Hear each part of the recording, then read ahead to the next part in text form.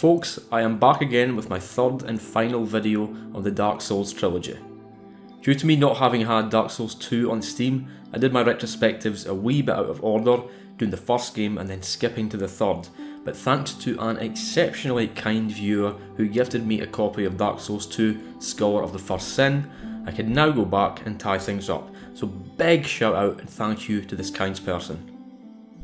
You know, when I started playing through Dark Souls 2 again in preparation for this video, my intention was to make another retrospective in the same fashion as the ones I'd done for Dark Souls 1 and 3, where I essentially just talk about how damn sick it is and how much I love it. Although Dark Souls 2 has always been considered something of a red-headed stepchild within the Soulsborne family, I've personally had nothing but love for the game, from vanilla Dark Souls 2 on day one, all the way to Scholar of the First Sin. In fact, if you'd asked me a week ago to rank every Soulsborne game in order of preference, I'd have put together a list like this, with Bloodborne being my all-time favourite, and all three Dark Souls games pretty much side by side, with equal love for all. By the way, no disrespect to Sekiro and Demon Souls here, I don't dislike them in the slightest, and in fact I think they're amazing games, it's just that I'm not quite as big a fan of those compared to the others. But yes, as you can see, I held Dark Souls 2 in very high regard, higher on the list than most folk would have it. In fact, I think out of any Soulsborne game, Dark Souls 2 is the one I've finished the most times over the years. I was the dude who sneered at the many videos always crapping on the game, and I never really understood where people were coming from with all the criticism, because at the end of the day, I'd always just found the game super fun to play, and didn't quite get why others found it to be so objectionable. However, as I began playing the game again for the first time in a good couple of years, something very unexpected slowly but surely began to occur to me. A dawning realisation that I wasn't enjoying myself anywhere near as much as I usually did when playing Dark Souls 2. Considering I've probably been in this game about 20 times over the last decade, this was the last thing I expected to think while playing, and to be honest, I am not 100% sure why my experience changed so much, but I guess it has something to do with being so used to the much faster pace of gameplay found in the newer Soulsborne titles, particularly Elden Ring, and especially when considering that Dark Souls 2 has the slowest combat of them all. And so, before I get right into it, this retrospective will not be quite as glowing and positive as the ones for Dark Souls 1 and 3. Let me be clear though, that nothing I say here will be coming from a place of hate for the game. Although I will be presenting several criticisms of it throughout the video, it can't be forgotten that I loved the damn game for nearly 10 years. To me, Dark Souls 2 is a wife. Dark Souls 2 is a wife who I had a fantastic marriage with for a decade, but then one day I looked into its eyes and realised that the magic was no longer there, because I'd found other, more attractive wives. I'm not great at analogies. Anyway, let's get into it.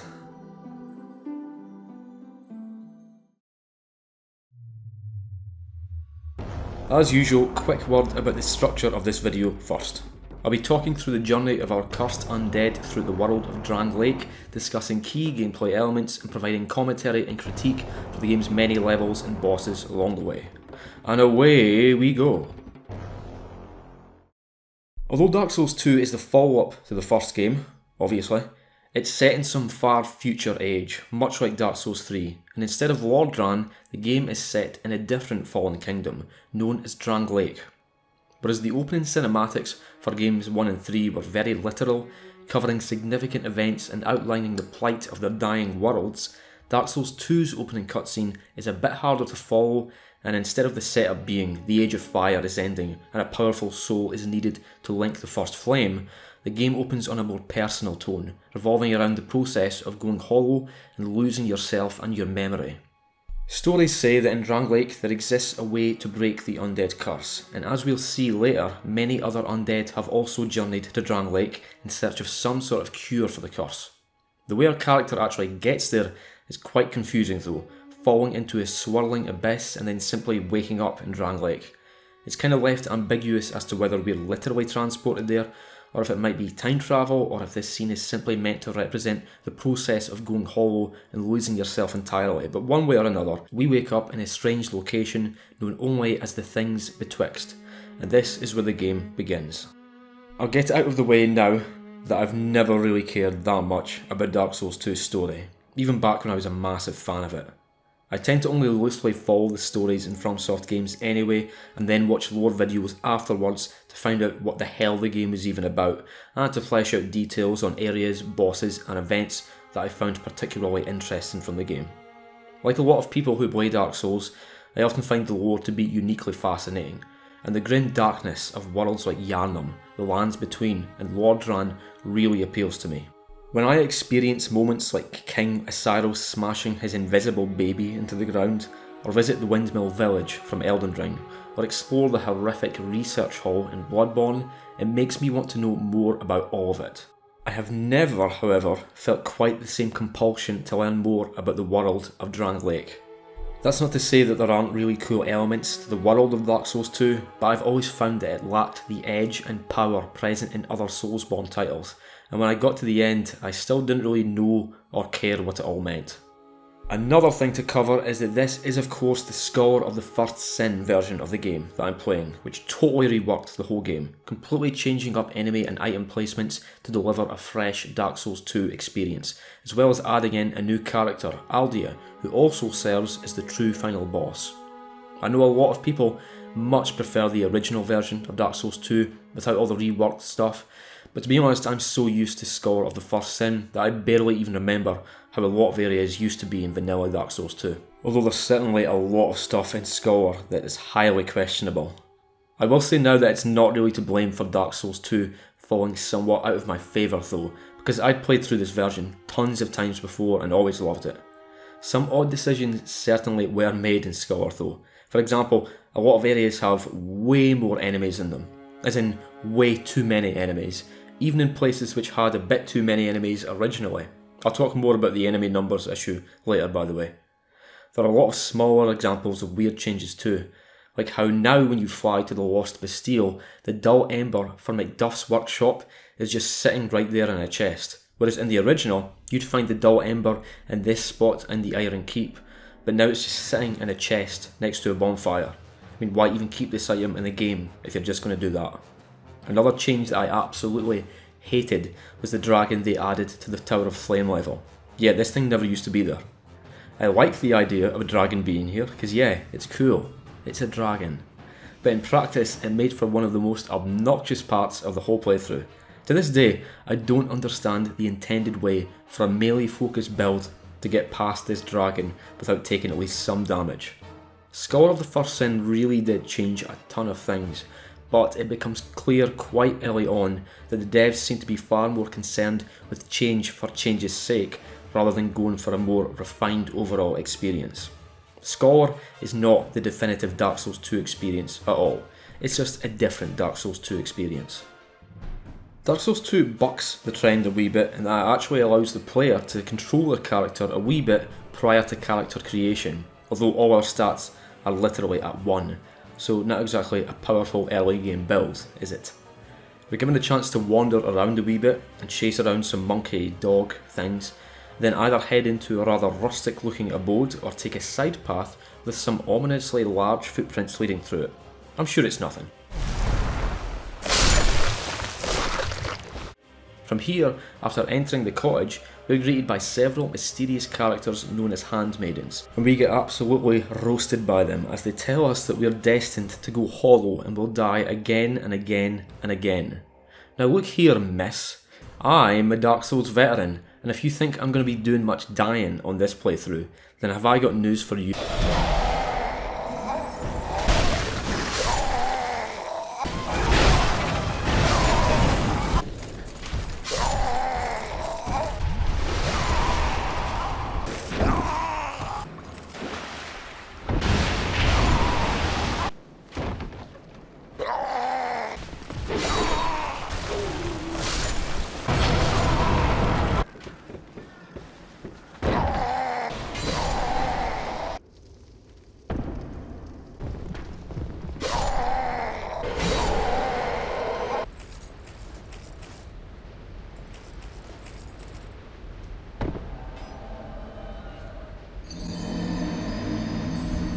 For my Dark Souls 1 playthrough, I went with a pure Dex build, and in Dark Souls 3, a Pyromancy build. So for Dark Souls 2, I went with a good old-fashioned strength build, also dabbling in a wee bit of bow action further down the line. Although the first game certainly did give you a lot of options when it came to sorcery, miracles and pyromancy, Dark Souls 2 offers a lot more spells, and even introduced an all-new class of spell called hexes, revolving around powerful dark magic which costs souls to cast. Neat idea. From here, we're essentially thrown into the game's tutorial area, the things betwixt. Pretty standard tutorial where we're introduced to all the classic mechanics like jumping, backstabbing, parrying, etc. Easy enough stuff. Then we come across a large nest, and I wonder if we can do anything here. You, give it mood. Yes, you! Give us Silky!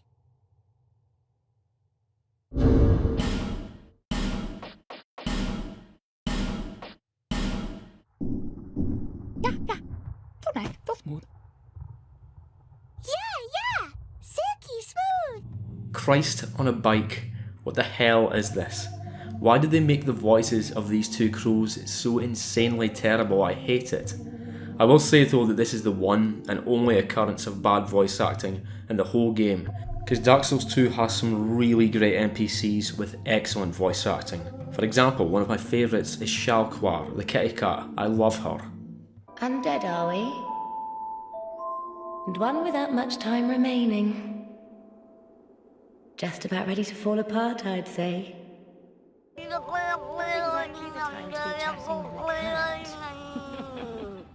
The next stop after the things betwixt is Dark Souls 2's hub area, and oh what a hub area. Majula. Really bright, beautiful environment with a lovely soundtrack, and definitely a contender for greatest Soulsborne hub, although the Hunter's Dream ain't half bad either. There's a bunch of items to find lying around here, and even an Estus Flask shard. Whereas Dark Souls 1 gave you a flat 5 Estus Flasks as a standard after sitting at any bonfire, this game literally starts you off with just one, which can be incredibly rough considering that this isn't an easy game, especially in the first few areas when your adaptability stat is low, and I will be talking more about ADP later, trust me. The NPCs in Firelink are truly likeable, and as I mentioned, superbly voice acted. Maulin the Armour in particular is hilarious. When you first speak to him, he's really timid and lacks confidence. Then once you buy enough stuff from him, he gradually becomes cockier and cockier, to the point where he turns into a massive cock, acting like he's bloody Jumpin' Jack Flash. The most important character here though is of course the Emerald Herald. She's the one who'll give you your Estus Flask at the start, and she's the one who you need to come back to and speak to every time you want to level up. One pretty annoying and frankly baffling thing Dark Souls 2 does is make you have to keep engaging the same NPC to exhaust their dialogue. And it's not like you just miss out on some flavour text by not exhausting dialogue either. Sometimes you'll need to initiate dialogue with an NPC 4 or 5 times before they give you an important key item. In the case of the Chancellor, who we meet later on in Drangleic Castle, you have to speak to him about 7 or 8 times before he'll activate as a vendor and let you buy things from him. Then there are other vendors in the world who will only migrate over to Majula after you've spoken to them more times than I think most players naturally would. Really not sure why they designed it this way because it's not too intuitive. From this point the game really opens up and lets you pick a path. For the first 50 to 60% of the game, the goal is essentially to pass through the door to the Shrine of Winter, found within the Shaded Woods, because beyond the Shrine of Winter lies Drangleic Castle. See, whereas the first game had Lord Gwyn as the legendary imposing god ruler of the land, this game has King Vendrick, and all we know from the Emerald Herald at this point is that Vendrick is someone we need to find. Dark Souls 2 does a really strange, interesting and pretty cryptic thing when it comes to being able to pass through this Shrine of Winter. The main option and goal for most people playing the game is to find and defeat the 4 powerful monstrous entities known as the Great Ones, each located in different corners of Drangleic. Defeat all 4 and you may pass through the Shrine of Winter and move one step closer to finding King Vendrick and perhaps breaking the curse. However, there's actually another way to pass through the shrine, where if you accumulate over 1,000,000 souls, the door will open, and I don't mean 1,000,000 souls at one time. As long as you've gained a historic grand total of 1,000,000 souls, you're golden, meaning that if you want, you can totally skip massive chunks of this game.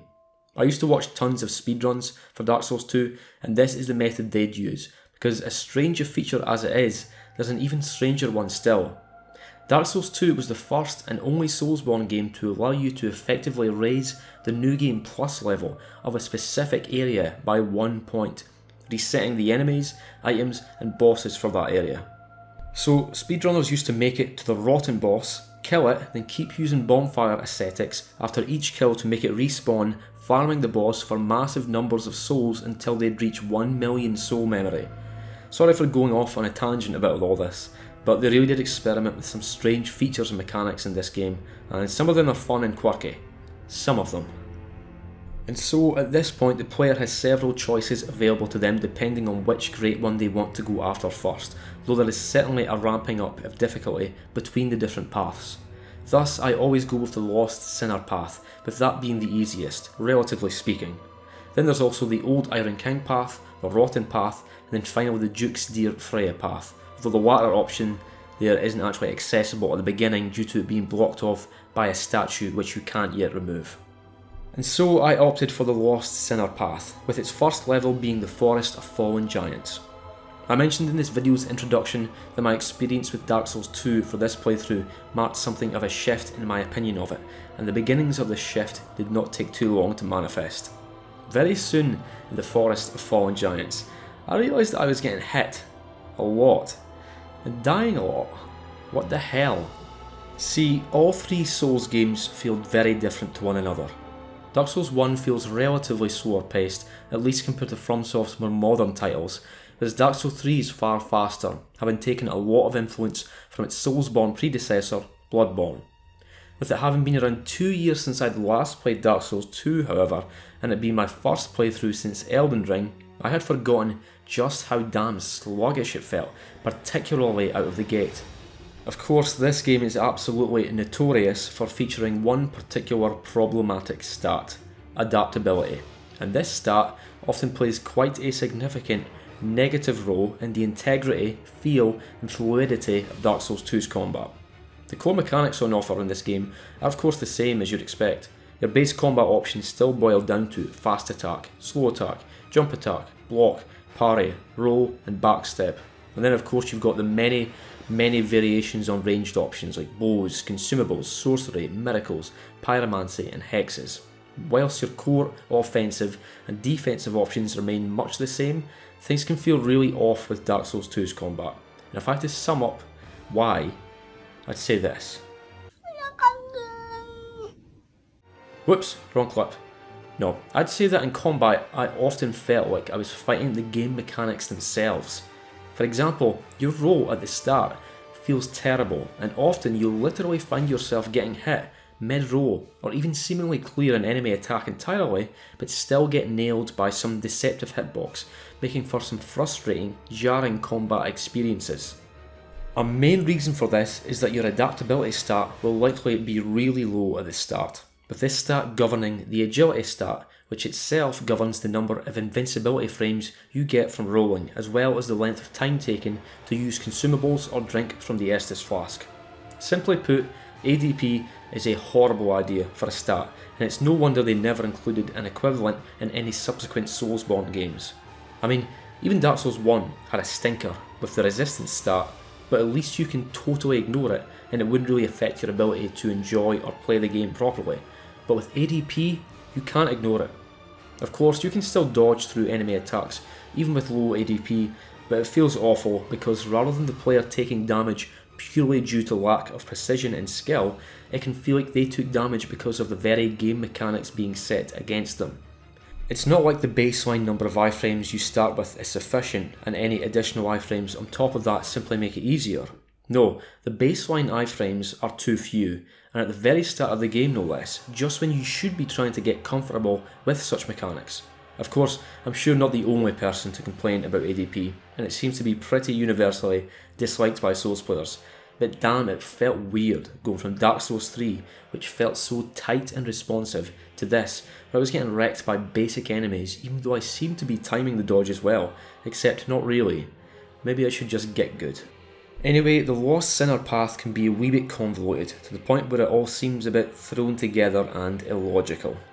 You can either go from Majula to the Tower of Flame, then No Man's Wharf, and then into the Lost Bastille, then encounter the Lost Sinner within Sinner's Rise, or you can skip the Tower of Flame and No Man's Wharf entirely, go through the Forest of Fallen Giants, and then randomly fly to the Lost Bastille on a massive bird, carrying on through to Sinner's Rise from there, and then fighting the Lost Sinner.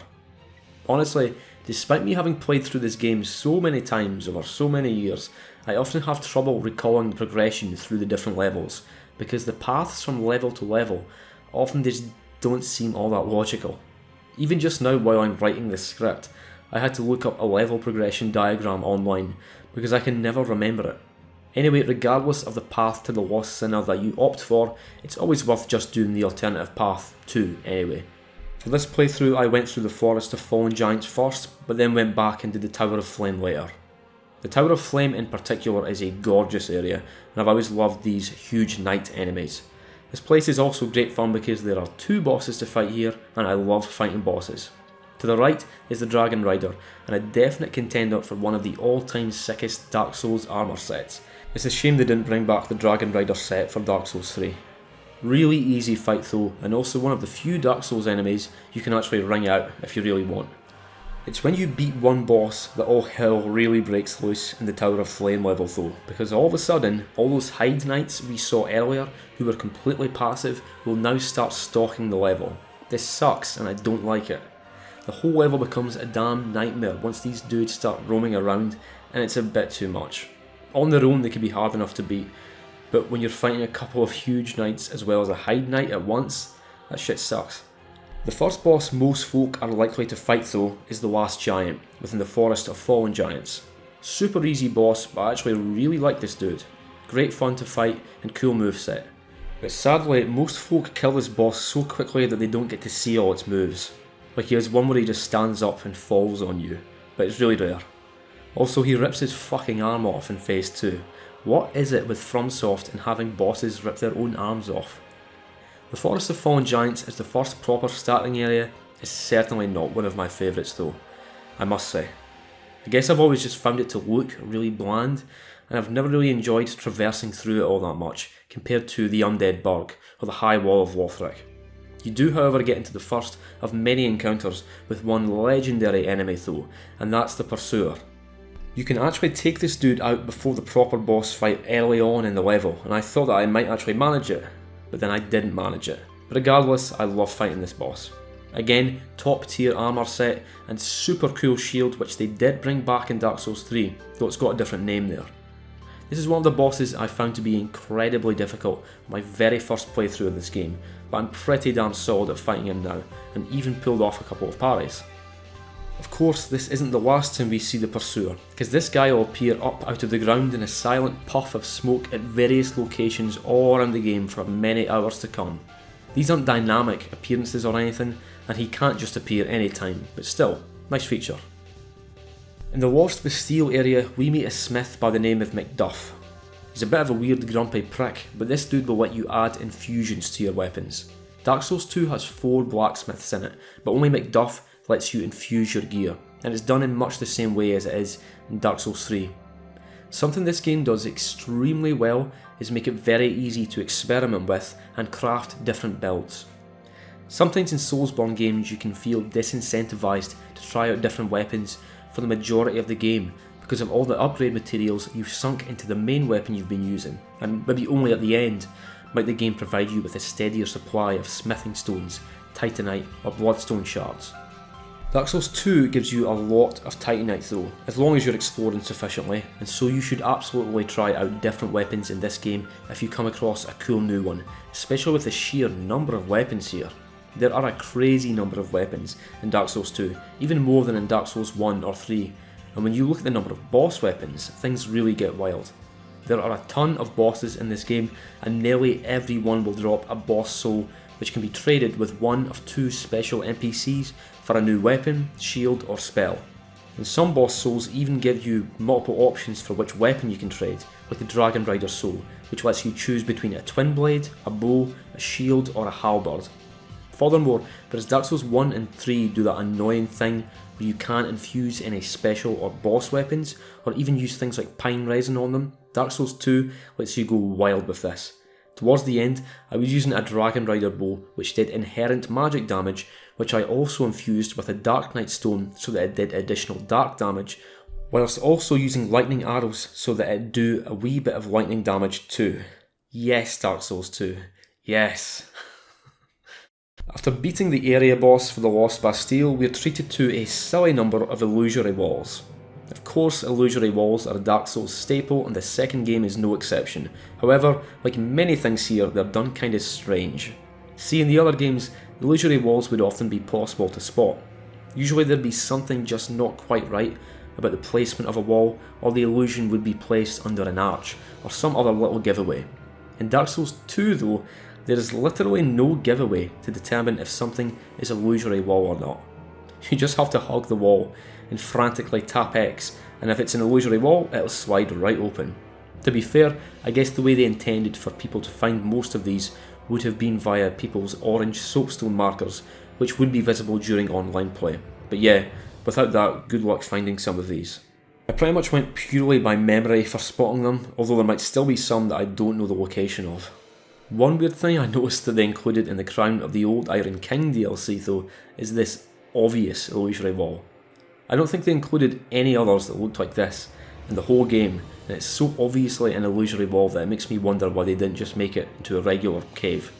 Anyway, after making one's way through the fairly large Lost Bastille and then the much shorter Sinner's Rise, we come up against our first great one, the Lost Sinner.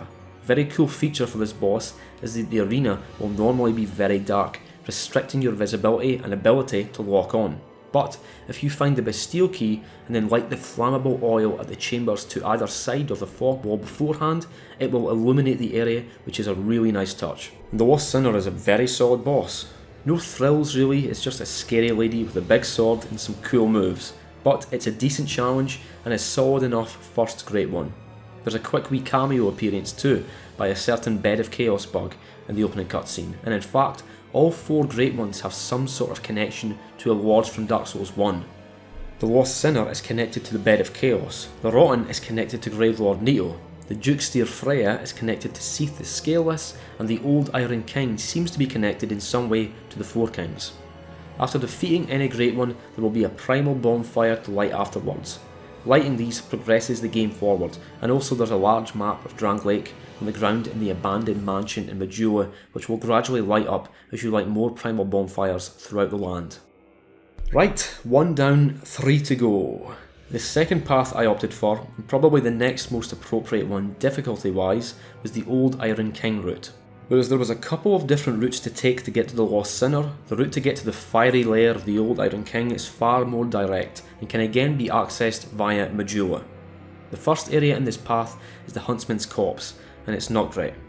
I've never liked this area very much, it's pretty damn bland, and the area boss is a bit of a stinker. Also, I had my first taste of a forlorn invasion here.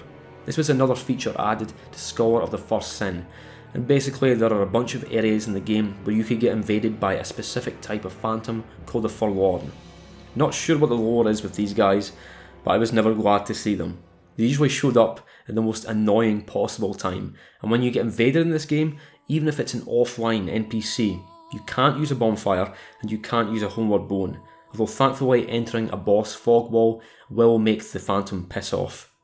Also, while we're on the subject of invaders, Dark Souls 2 has some really weak ones.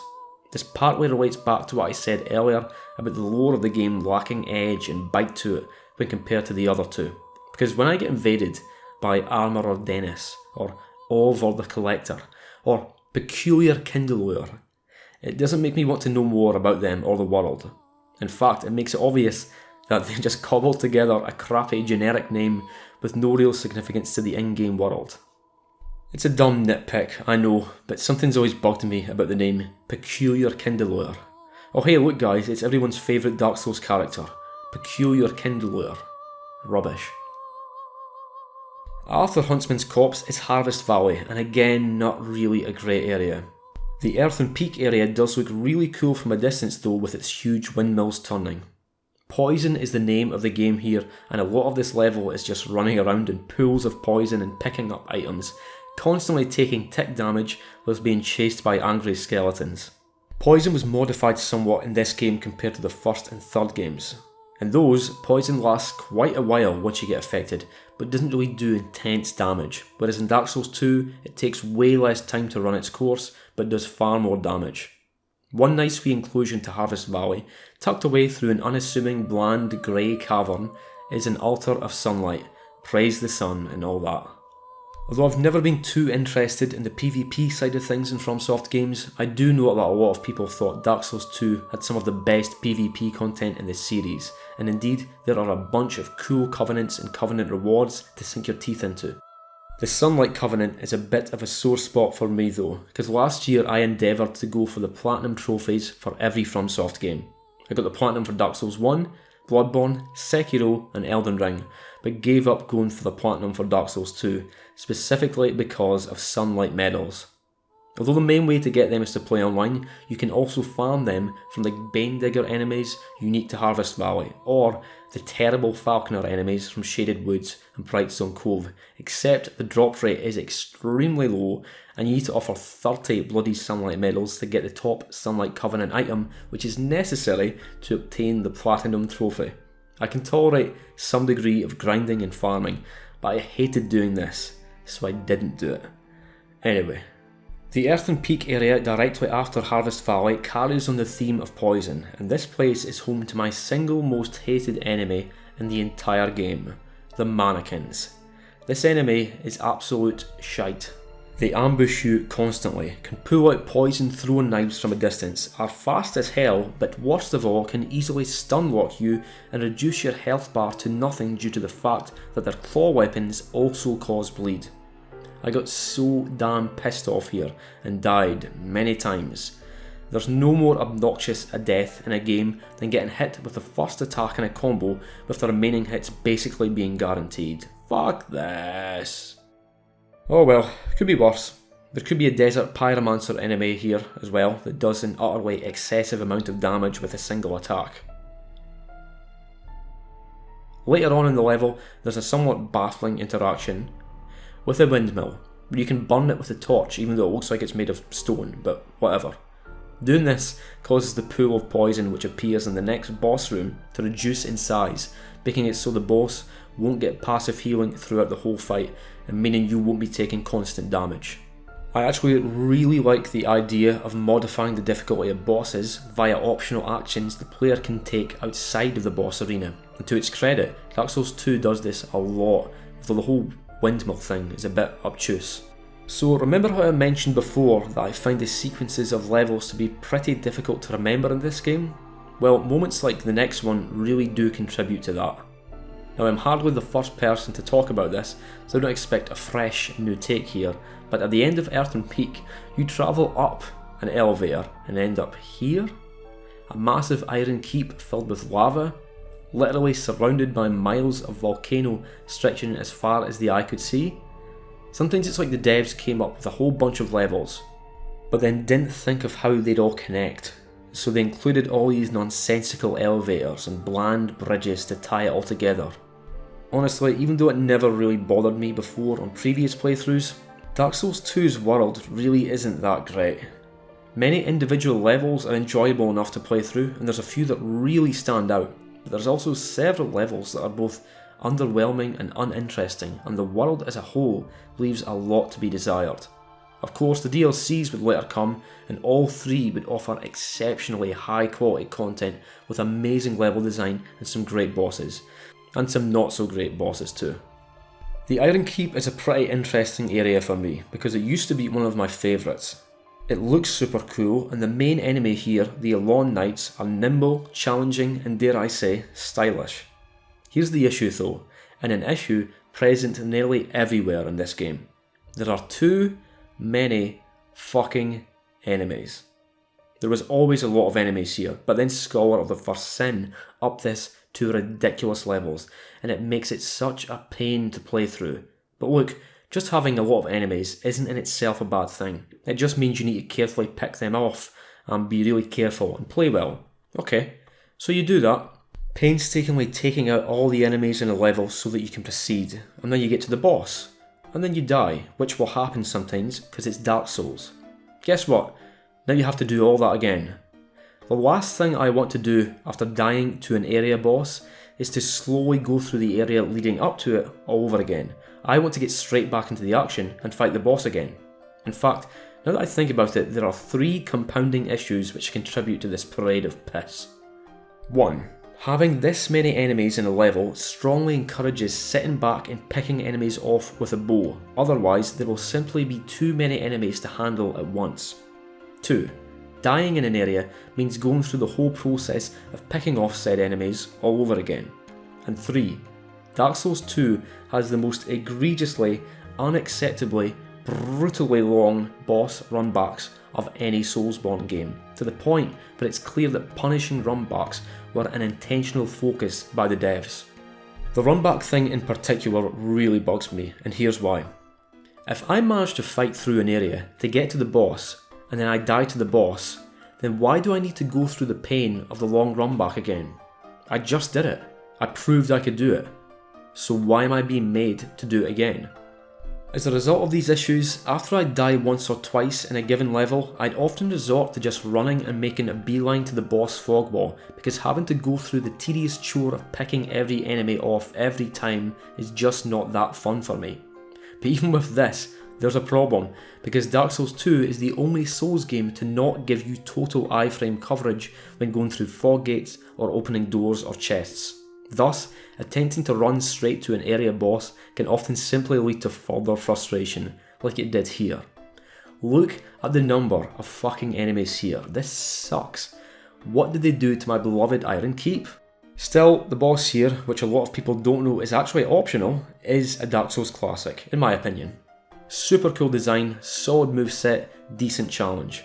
Of course, this wouldn't be the last time we'd see the Smelter Demon, because the Crown of the Old Iron King DLC brought back a variation of it as an optional boss, this time with blue flames, a slightly different design and a modified, buffed moveset. A lot of folk automatically start to boo and hiss at the mere mention of a reused boss, but personally I've never minded it too much in Souls games, and I actually think the Blue Smelter Demon is a really awesome, challenging fight. Just a shame about the horrendous area leading up to it. Anywho, at the end of the Iron Keep, we come across the second great one, the Old Iron King. This isn't a good boss.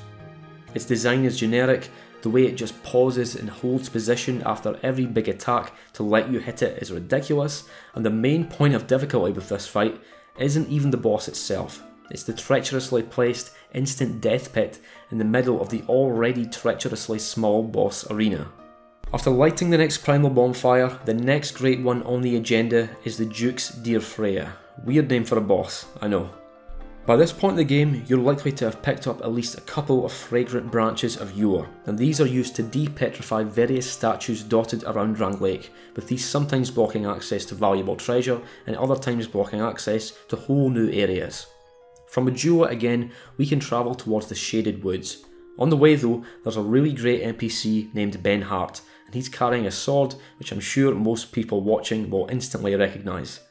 My favourite thing of all about Ben Hart though is his accent, because there's another fellow Scotsman here. Locked up, you see, by this god-awful statue. Heavens above! Who thought it a good idea to put it there? Oof, I'm in quite the pickle now. Something of a pet peeve of mine is fake Scottish accents in media, because people are really bad at trying to do Scottish accents. Also, there are loads of different Scottish accents depending on where you're from, and someone from Dundee sounds completely different to someone from Glasgow or Aberdeen or Ayrshire or Fife. Anyway, sorry for that random rant, but just seeing Ben Hart here brought it all back. Anyway, we can use a Frigg branch on the statue ahead, unlocking another NPC who we can literally play dress up with, but more importantly, the way ahead is now clear. Unfortunately, out of all 4 great ones, I think I enjoy the Duke's Dear Freja path the least. To get to her, we need to pass through the Shaded Woods, through the doors of Pharos, and then into Brightstone Cove, Seldora, but again, I've just never been fond of any of these areas. They're not very appealing to travel through, they don't look good, the enemies found here are largely either obnoxious or lame, and the bosses here are also really weak. Something Dark Souls 2 is fond of, for whatever reason, is putting you in areas and situations with very poor visibility, and one such area is the Shaded Woods, requiring you to pass through a foggy wood with barely visible ghost enemies prowling around. And then the area after that just has you running around these bland, mossy ruins guarded by out-of-place looking lion enemies. One cool object introduced here though are the curse pots. Getting anywhere close to these freaky looking pottery projects will cause your curse meter to start building, although thankfully curse is significantly less of a ball ache in this game compared to the first.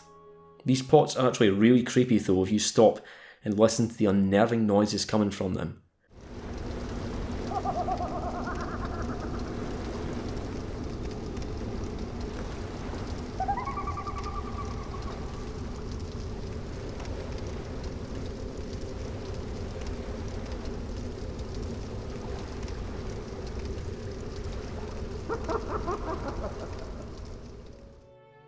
The first boss in the Shaded Woods is a straight rip-off of Quelaag, except instead of having a spider body, it's a scorpion. Just a bland, forgettable fight to be honest. For as much as I love fighting bosses in Souls games, and for as many bosses as Dark Souls 2 boasts, 41 including the DLC by the way, a lot of them are just pretty damn lame, not to mention easy. See, a strange quirk of this game, which I think highlights a weakness in the combat mechanics, is that the game's bosses tend to be significantly easier than the rest of the game. I died way more to regular enemies than to bosses, and most bosses I got through on my first attempt, with the main exceptions being Vendrick and the Executioner's Chariot. I'm not saying that Dark Souls 2's bosses are generally offensively bad or anything, just kinda shitty. Although there are cases like the horrendous Gank Squad boss from the Sunken DLC, which is just an awful fight, and also the Aldia boss, which they retroactively added into the game, which again isn't a good fight at all. But then you've got bosses like the Covetous Demon, which is just meh. It's not terrible, it's just bland and easy. And then there's the Prowling Magus boss, which is barely even a boss at all, except for the boss health bar. Don't get me wrong though, this game has some awesome bosses too, especially in the DLCs. The Velstadt fight from the base game is a real highlight, and similarly the Fume Knight from the old Iron King DLC is a top tier Dark Souls boss for sure. Anyway, after the Shaded Woods we pass through the doors of Pharos. There's really not much to say about this area from a PvE standpoint, apart from its lame optional boss, but from a PvP perspective, this area is pretty cool. I believe the idea is that you can activate various Pharon lockstone contraptions around this area to act as traps for invaders into your game, though I have no idea how active the Dark Souls 2 PvP scene is these days. Pharos lockstones were a really cool idea in Dark Souls 2, which I kinda wish they'd brought back for the third game. Around the world, you'll find these strange looking face-shaped indentations cut into walls, and if you have a spare Pharos lockstone in your inventory, you can activate them, which could do anything from activating a trap, to revealing a hidden wall, to illuminating a large hall. They mucked up the availability of Pharos lockstones for Scholar though. I seem to remember always coming across an excess of them in vanilla Dark Souls 2, but then in Scholar, I went through the first big chunk of the game finding like 2. But then all of a sudden I was finding way more than I needed, thus the distribution of them throughout the game world just felt a little bit off to me. At the other end of the doors of Pharos, we enter into Brightstone Cove Seldora, and again, I'm afraid I don't like this area at all. I've never enjoyed playing through it, even when I was at the height of my love and affection for this game. There's a lot of verticality to it at least, which is pretty cool, but actually navigating through it just isn't fun at all, with too many large groups of bland enemies and arbitrarily locked doors. Also, and here's the thing that really bothers me, you can unlock access to a special NPC called Ornifex who'll trade particularly powerful boss souls for all sorts of cool boss weapons or spells, and her abode is found at the base of this level. The problem is that whenever you want to visit her, you need to clear the area of all enemies first, due to her house being situated right in the middle of a layer of basilisks, spiders and goofy looking wizards with slow moving ranged attacks. Again, why do this? I mean seriously, what is the justification for situating this NPC in such a place? Sometimes I'm sure that certain design decisions were made slowly for the purpose of making things more unpleasant and inconvenient for the player under the guise of increased challenge. The issue is that making a section of your game obnoxious to play through is a very different thing from making it challenging. I'm looking at you, frigid outskirts. As a player, we can certainly feel significant relief over succeeding in getting through an unpleasant section of the game, but it's the relief of, thank fuck, I don't need to play through that again, rather than the sweet relief of, wow, that was a great challenge, I'm glad I beat it. At the very end of Brightstone Cove, we eventually come head to head with the Duke Steer Freja. It's a big spider. This fight is fine, I guess, but again, too easy. Also, I summoned an NPC Phantom for this boss just for the hell of it, and it completely shattered any illusion of difficulty because I was able to just melt through its HP bar with my hammer whilst it focused its attacks on my ally. Although this game does have a lot of weak bosses, one thing it does do really well is reward you for beating them. Dark Souls 2 is constantly giving you crap tons of souls from bosses, enemies and consumable souls scattered everywhere, and if you're wearing the covetous Silver Serpent Ring +1, which is easily obtainable quite early on, you're never going to be short of souls. Also, the number of souls required for every subsequent level up doesn't seem to increase as much as it does in Dark Souls 1 and 3, and so by the end of the game I was a much higher level compared to at the end of those games. And so there's just one final great one left, the Rotten. Compared to the other three, the path to it is a bit shorter, but certainly more treacherous. See, over at one side of Majula there is a large circular pit which you can drop down into, with various planks of wood and platforms to fall onto. The only issue is that the drops are quite likely to kill you unless you have a crap ton of health, but there does happen to be a very handy solution. If we visit the kitty cat, we can buy the Silver Cat Ring, reducing fall damage and making the drops survivable. Pretty damn cool idea, and I also like that you can access this pit right from the start, but in most cases simply won't be able to survive the drop. Within the pit lies the first of two areas which lead to the Rotten. It's the gutter, and I used to hate this damn place. It's massive, difficult to navigate, filled with death pits, and very dark.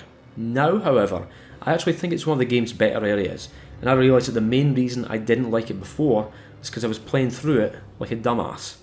The gutter is one of the few areas in the game to really make use of the torch.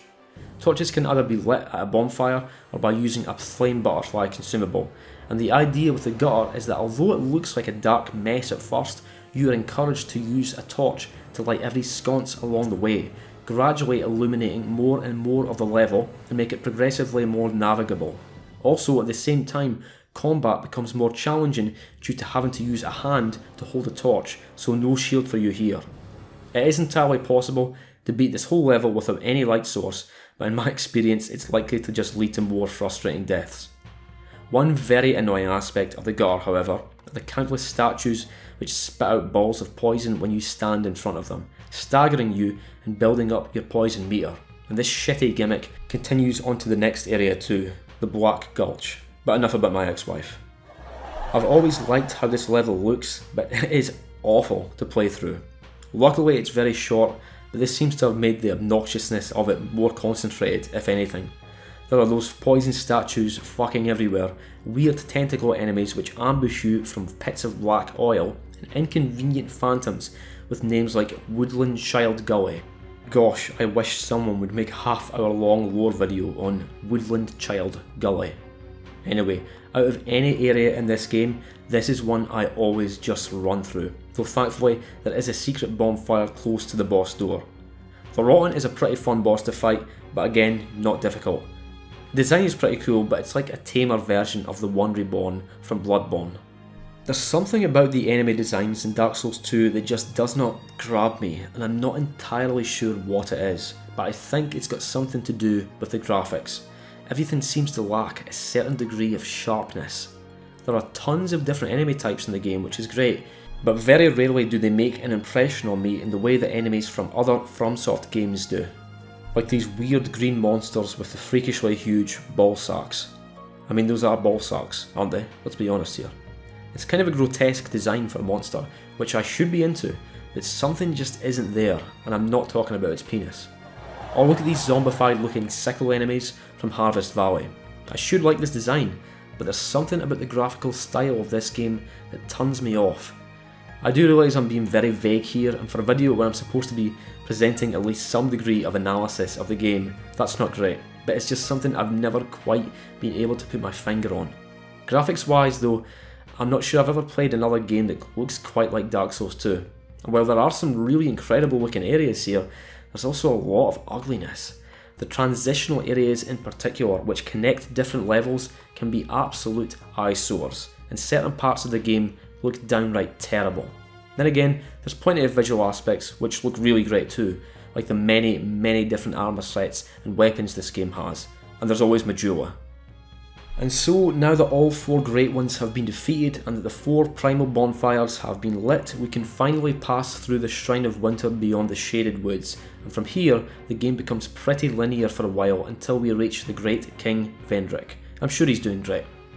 Although by this point I'd already amassed a soul memory way in excess of 1 million, so I actually could have entered the shrine earlier if I'd wanted to, but then I wouldn't have had the absolute pleasure of being able to pass through the Black Gulch. By the way, just need to shine the spotlight on one particular enemy which can be found en route to the Shrine of Winter, the Falconers. These guys aren't bugged out by the way, they literally all run around like this. Check out Limit Breaker's video on this enemy if you want to know more about them, because they're hilariously broken for whatever reason. Through the shrine and through another bland, unimaginative transitional area, we encounter Drangleic Castle, and oh boy do I love a good castle level. The long steps up to this towering structure is for sure one of the sickest views in the game, and I've always had a soft spot for these huge mastodon enemies too. The castle is a pretty decent area, although the design of it is quite questionable at times. There are large sections of it that are totally optional, but seem like they shouldn't be, and a common gimmick with this place is having stone statues suddenly come to life and start attacking you. It happens constantly, and it gets a little bit old. We do have a somewhat unnerving encounter with the game's antagonist though, Nashandra. I'd be curious to hear in the comments what people thought of Nashandra as an antagonist here. Personally, she's never left much of an impression on me. When you eventually fight her at the end of the game, there isn't really much of a build-up or tension. She literally just enters through the fog wall, although her design is pretty damn scary. Drangleic Castle does bring back one of my favourite enemies at least, except there's 2 of them now, the Dragon Riders. This is honestly just a basic encounter which they slapped a boss health bar on and called it a boss. But I shan't complain about fighting these guys because I do like their moveset, and their armour set will never not be awesome to me.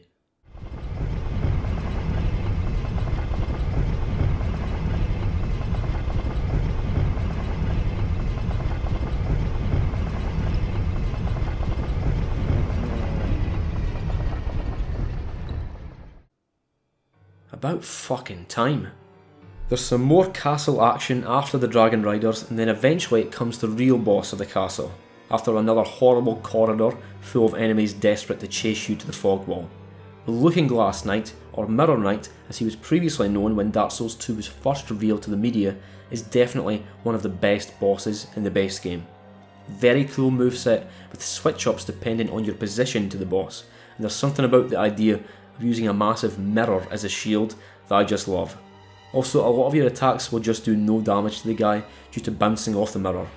Like a bunch of bosses in this game, you can actually get a hold of its armour from mauling back in Majula, and you can even dress up like the goddamn Smelter Demon, which I later did, obviously. After descending down the elevator after the main castle boss, we reach the Shrine of Amana, a notorious level, probably why some folk took to calling it the Shrine of a Man's Ass for a while, and who could blame them? This level, like many levels in Dark Souls 2, has far too many enemies in it. For one, there are sorceresses who'll constantly launch homing magic at you from long range. Then there's the Archstrike pilgrims who are faster than they look and hit like a tank with their long hammers. But the real point of irritation for me are the aberration monsters who are fucking everywhere here, hiding underwater, with the giveaway being these yellow, shiny, twinkly, sparkly sparkles above the water. They're not really a bad enemy, but I'm really not exaggerating when I complain about the number of them here. There's way too many. As with many other levels, the only real way I know to reliably get through the Shrine of Amana is to patiently pick off enemies from long range with a bow. Otherwise, you'll just get swarmed by melee enemies whilst getting barraged with long range homing magic by the priestesses. and that's if you don't fall off the edge into the water. It's actually a pretty decent area to be fair, and sure does look nice, and it's all good if you manage to get through it first time like I did here, but the feeling of taking your time and picking off every enemy and then dying near the end only to have to do it all over again can be unnecessarily infuriating. The boss of the area is very ugly, but it's always one I've always really liked. I fucking hate this boss. No, but joking aside, it's a good one, though there is something very disconcerting about the way it peels back its skin to expose its face. Disgusting. After the Shrine of Amana, we reach the last level before meeting King Vendrick, the Undead Crypt. Again, things are dark and dim and spooky here, as you might expect, it being a crypt and all. One cool feature of this whole level is related to the many bells found throughout the place. Because if you, an NPC phantom, or even an enemy hit one of these, it'll summon these tricky robed enemies, and things can get a bit noisy and chaotic. I just wish Dark Souls 2 didn't rely on simply flooding the screen with enemies so often, because this really isn't a game where it's too easy to handle tons of enemies at a time, and yet they'll often just get thrown at you anyway. The area boss of the Undead Crypt, found after a long hallway again filled with tons of enemies, is Verstadt, who I'm happy to say is a Dark Souls classic in my eyes. Incredible armour, very reminiscent of Garl Vinland from Demon Souls, and an incredible looking weapon, very reminiscent of the Grant weapon used by Paladin Leroy from Dark Souls. As cool an enemy as he is though, again just a bit too easy. I think the low difficulty of a lot of Dark Souls 2's bosses could have been upped somewhat by even just giving them a wee bit more health, because it's pretty easy to do a ton of damage in this game, especially when you take power stancing into account. So let's talk about that. Although dual wielding wasn't super viable in Dark Souls 1, there's a far stronger emphasis on it in the second game, and that's due to a hidden mechanic called power stancing. I do consider it a hidden mechanic because to my knowledge there's not a single piece of information within the game that indicates that it's even a thing. But if you're carrying two of the same class of weapon, e.g. curved swords, whips or hammers, and if your strength and dex stats are at least 1.5 times higher than the strength and dex requirement for that weapon, and holding down the button that would normally be used for two-handling a weapon will activate power stance. The transition to this stance is actually really subtle, but it'll open up the option for power stance attacks, effectively allowing you to attack with both weapons at once, costing a lot more stamina per attack, but doing around about double the damage. As you can imagine, this can make for some incredible damage output if you pair up a couple of powerful weapons, and my build for most of the last stretch of the game made use of a lightning craftsman's hammer in one hand and a dark blacksmith's hammer in the other hand, power stanced. A very cool mechanic, but it just never made much sense to me how hidden it was. I mean, if you didn't hear someone else talking about it, you could easily play through this game several times and never know it exists. But, back to the Undead Crypt, at the very end, guarded by the now fallen royal Aegis Verstadt, we eventually encounter King Vendrick, now a shambling, undead shell of his former self.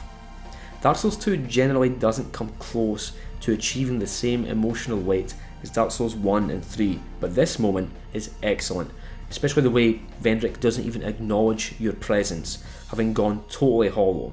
Although we can't talk with him, we can grab a very important ring, which will allow the player to pass through several previously inaccessible doors throughout Drangleic. Now, although it might not seem obvious at first, Vendrick can actually be fought as an optional boss, except your chances of beating him now are close to zero. That's because if you try and fight him at this point, he'll have astronomically high defense, and so I'd come back here later and then beat him first try.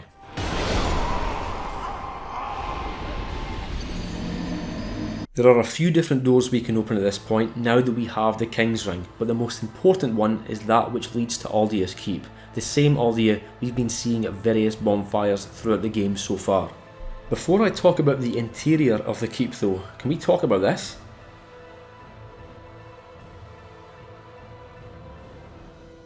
Why did I just get a Black Knight Great Axe from a fucking monkey? Is this a bug? I mean, thank you, but why?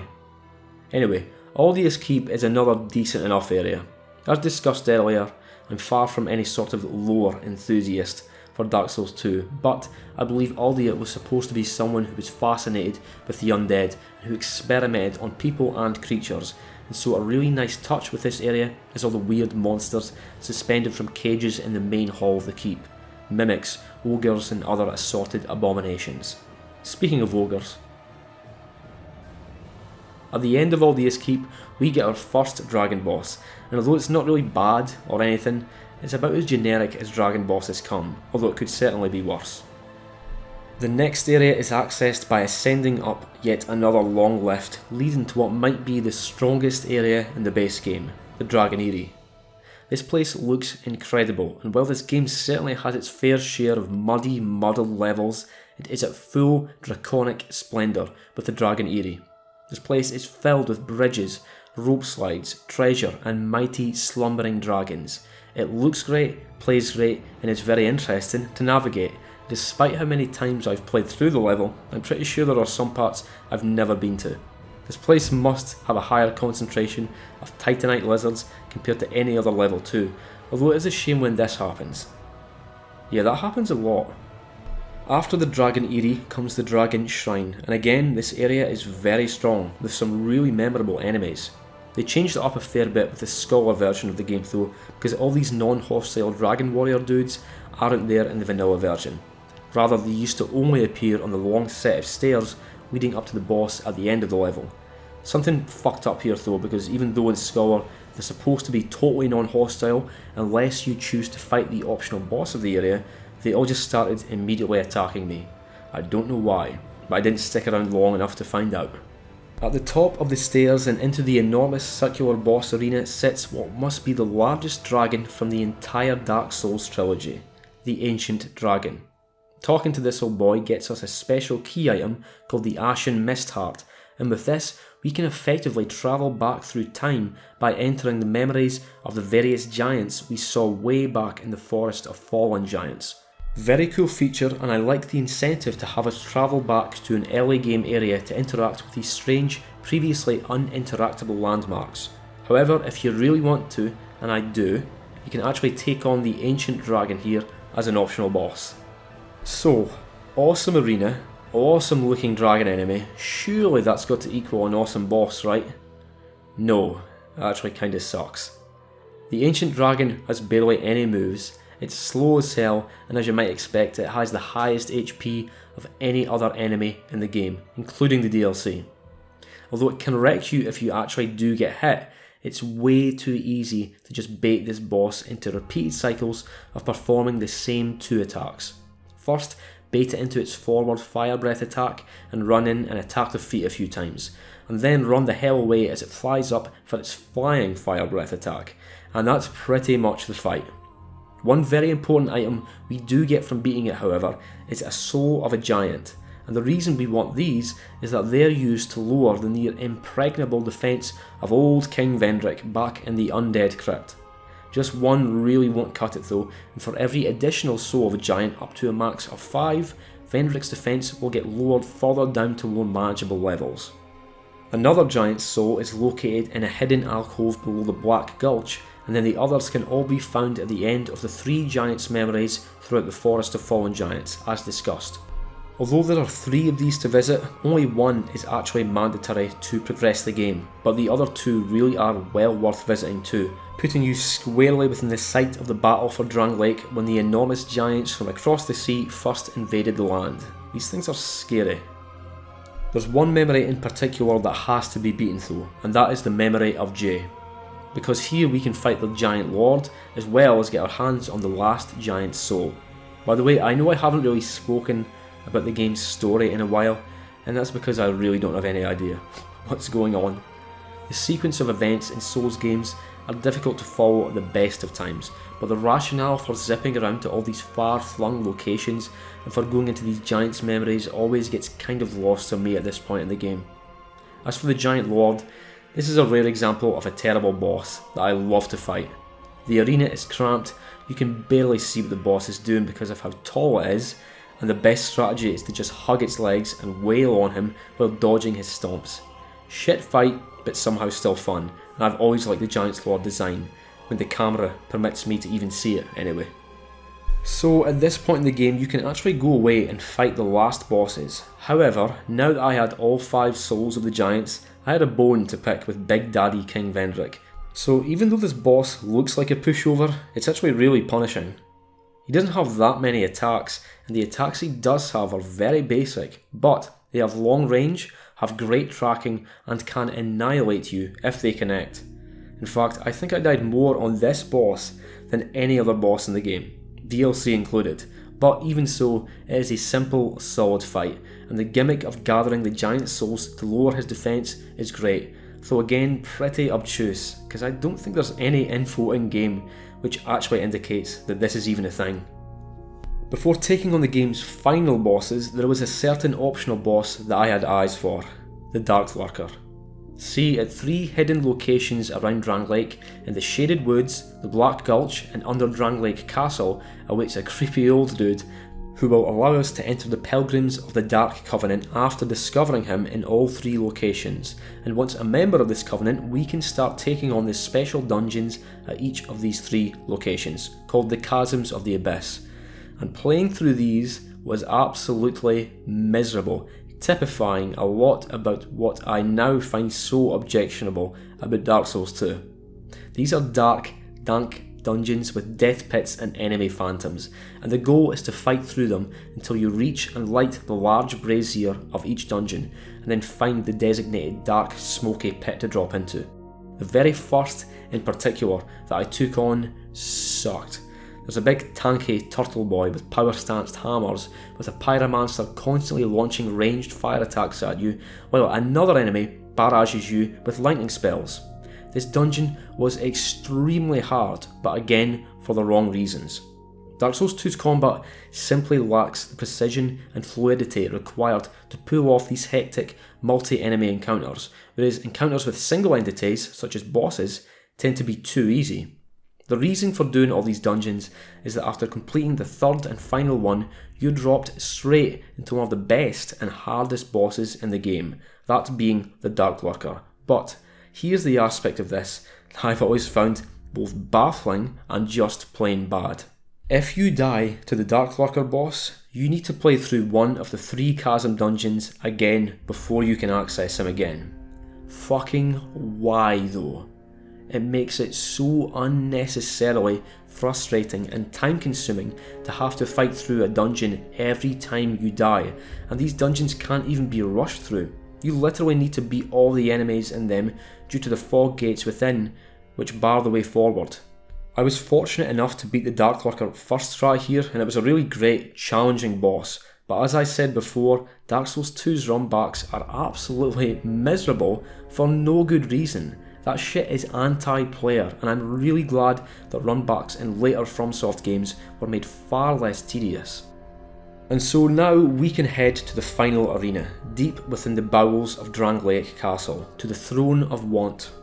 There's not quite a final encounter in Dark Souls 2, but rather 3 final encounters. The first boss is the Throne Defender and Throne Watcher. Very solid, challenging fight with 2 great enemies, though it can be a headache to fight solo. And also, they do that Witches of Hemwick thing where they both need to be KO'd around about the same time, otherwise one will just revive the other. Then we fight Nashandra.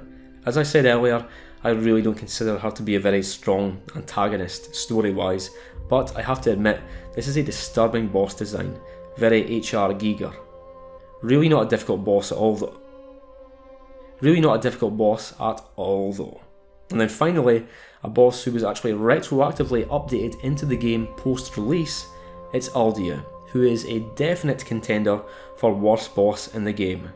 It's a case of waiting until he teleports, getting a couple of attacks in, backing off as he's engulfed in damaging flames, dodging his attacks, and then repeating until dead. The main element of tedium for the Aldia fight is that he's only really approachable and vulnerable to attacks for very brief openings throughout the fight, and that's just never a recipe for a fun boss. After beating Aldia and listen to more of his prattling on, we can choose to either sit ourselves on the Throne of Want or walk away, rejecting the throne and embracing the dark or something. I don't care. I am really sorry to anyone who is into the lore of the game, but I'm just not into it myself, and in particular anytime I encountered Aldia, I couldn't wait for him to shut up and just let me carry on with the game. Also, whilst I'm talking about the ending, did you know that you literally cannot skip the credits in this game? You need to sit through the whole fucking thing, and it lasts 4.5 minutes. Why must I watch this? Also, the credits started randomly bugging out on me for whatever reason. What a shit way to end things. But folks, we're not quite done, because as you probably know, 3 whole DLCs were released for Dark Souls 2 throughout 2014. And it's a good thing we got them, because all 3 DLCs are fucking fantastic. They're all really big, have more intricate yet logical level design compared to anything from the base game, and feature some of the best bosses in the whole game. Furthermore, each of the 3 DLCs both look and feel very distinct from each other, introducing a ton of new enemies, new weapons and equipment, and unique level mechanics. The main theme or element of the Crown of the Sunken King DLC is poison, and indeed most enemies in its levels will cause poison build-up on hit. The location is Shulva, Sanctum City, and it's filled with pressure plates, moving stone pillars, traps, and malformed dragons. I love these enemies because it plays on that uncanny element that comes with representing monsters or animals with human teeth. It just looks wrong. This first DLC also introduced the Drakeblood Knights, who would later return for a brief cameo in Dark Souls 3, and speaking of all things draconic, we are introduced to an enormous stony dragon very early on. I love the way the dragon here is kind of camouflaged at the start before it starts moving and flies away. I think that not only does Sanctum City have better level design than anything in the base game, but also the best out of all the DLCs. There's something fundamentally thrilling about being able to manipulate the shape and structure of a level to unlock hidden routes and treasures. There are 2 main bosses in the Sunken Crown DLC, Ilana, the Squalid Queen, and Sin, the Slumbering Dragon. Ilana can be very tough, and although I'm more than solid at fighting her these days, I distinctly remembering just dying to her over and over again back when the DLC first came out. Her melee moveset is actually very similar to Nishandra's, but she has far more ranged options and can also summon other enemies to fight against you, and half the time she'll actually summon Verstat, and as you'd expect it, makes this boss significantly harder when you effectively need to fight 2 bosses at once, but somehow I got lucky and she only summoned skeletons when I fought her here. Directly after is Sin, the Slumbering Dragon, and this is probably one of my favourite dragon fights in all of Soulsborne. Don't get me wrong, it's not amazing or anything, but I do like its design, and you can't deny the coolness of the concept of a poison dragon. Unfortunately, it's not all good though, because there's an optional boss here too, and it's one of the worst in the game, with one of the worst runbacks, though there are worse runbacks still, trust me. This boss is literally just 3 NPC enemies who all attack you at once. It's uninteresting, and most of the fight will consist of you running away to try and isolate the enemies due to the sheer unreasonable difficulty of fighting more than 2 such enemies at once, and if you die, have fun running through this area again. Despite the sour note though, great DLC. The second one to be released would be the Crown of the Old Iron King, and its main theme is fire. The location here is Broom Tower, and it has a very different feel to the previous DLC. Although Sanctum City operated heavily on moving mechanisms to manipulate the environment, Broom Tower's main shtick is the presence of these bizarre, whispering creatures dotted throughout the level, each of which contain a fragment of the soul of Nadalia, Bride of Ash. These have various effects throughout Broom Tower depending on where you find them, causing a constant, passive curse build-up in some areas, significantly buffing up enemies in others, and for the main boss of the DLC, acting as a source of health regen when in its vicinity. For all the unfavourable comments I've made about this game throughout this video, I really do appreciate how it introduces various aspects and mechanics specific to different areas, both in the DLC and the base game. Although Broom Tower isn't quite as intricate and complex as Sanctum City when it comes to navigation, it's still anything but straightforward, having various elevators taking you both up and down the tower, as well as numerous optional areas. In fact, of the 3 bosses in this DLC, only one is actually required to beat it, the Fume Knight. I already discussed this boss when I was talking about the general quality of bosses in the game earlier, but again, fantastic boss and really challenging, with an ultra greatsword so ridiculously sick that they brought it back for Dark Souls 3. Then there's also the blue smelter demon, which I think has always gotten a bit more criticism than it deserves, but the real star of this DLC has to be Sir Alon. I think even folk who think this game sucks have to admit how fucking cool this dude is. Unfortunately, the overall experience is soured a bit due to the shitty level you need to fight through just to get to the boss, but the boss itself is an absolute pleasure to fight and has an unusually great rhythm and flow to it for this game. And finally, there's the Crown of the Ivory King DLC, with the main element here being ice. The location for this DLC is the city of Elaim Lois, and it starts off with a very unconventional move in allowing you to fight a main boss at the very start if you want to. The problem is that the boss is completely invisible, thus probably best to come back later, although I remember speedrunners used to fight the boss in its invisible state right off the bat, which was always impressive as hell to me. The first time through Elaim Lois, there will be other invisible enemies too, and even an invisible ladder, and also numerous treasure chests and sections of the level which are frozen off and inaccessible, but when you later navigate through the city and retrieve an item called the Eye of the Priestess, all the invisible objects of the level, including the initial boss, become fully visible, and I love this. One small, strange issue here though, and something that I know wasn't exclusive to me, is that it's way too easy to just miss this item. You need to be positioned just right, or the prompt to pick up the item just won't appear, and so you might not even know there's a key to pick up here in the first place. After taking on the now visible boss, you can talk to the Queen of Elaim Lois to shatter all the frozen sections of the level, making even more of this whole place accessible, and again, I love this.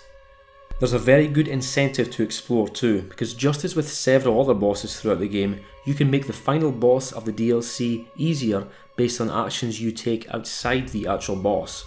So located all around the level, in remote, well-guarded areas, Elaim Lois knights can be found, and for each additional knight you find, they will assist you for the final boss fight, and this is definitely something you want to do unless you want a real challenge.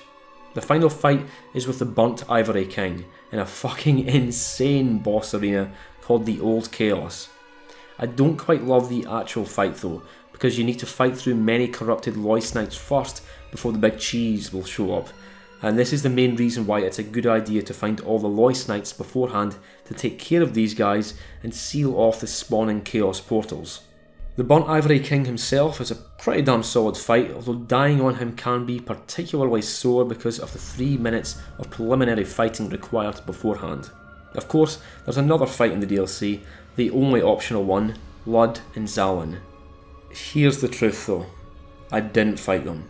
In fact, the Lud and Zalin boss is the only boss I didn't fight and beat in this whole playthrough, and that's for one reason: the frigid outskirts, aka Horsefuck Valley, aka the worst area in the game.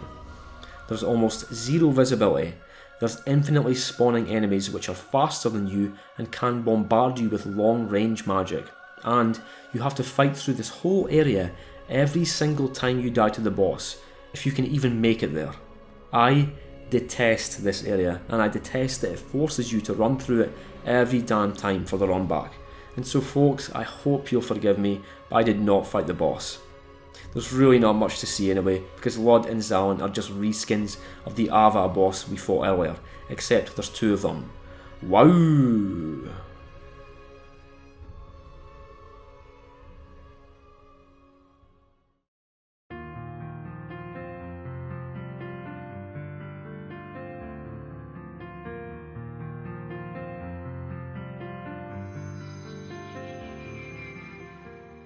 As I said in the beginning, I fully expected to have the usual fun, thrilling time with Dark Souls 2 at the start of this playthrough. And while I certainly did get a decent level of enjoyment out of it, especially with the 3 stellar DLCs, there were also many times where I felt like I was able to see the game as it actually was for the very first time, and all its shortcomings and negative aspects that had never really bothered me before suddenly became clear as day.